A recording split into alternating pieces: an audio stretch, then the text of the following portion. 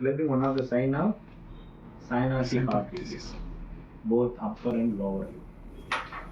Now that's a cyanotic stinge, and the saturation is close to 61%. 61% not feasible for survival in normal situation, but he had this cyanosis chin toe and finger clubbing. Clubbing clear. Yes, sir.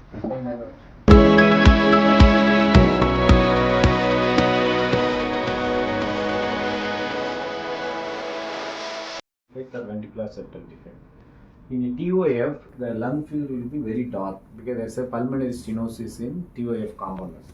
TOF consists of ventricular septal defect, pulmonary stenosis, RV hypertrophy, and overriding of aorta. 4 components. That's a TOF.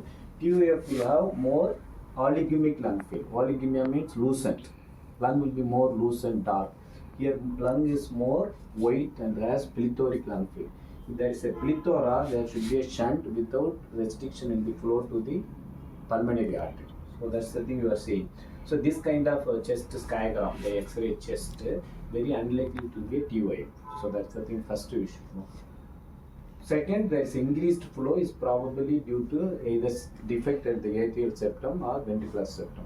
In this case, is diagnosed long back as a congenital heart disease, DORV with large VST. DORV is double outlet right ventricle. Right ventricle with a large VST. It's almost triple the thickness, Lama. And large VST. This is the large VST area. Shunt on the balanced,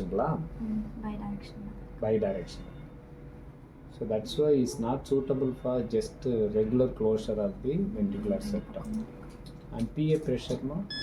But there's increased flow across the pulmonary artery to the lung. That's one of the signs to say that they may tolerate the closure if this is going to be a DORV with large VST. DORV picture, yeah. Tricuspid valve is okay.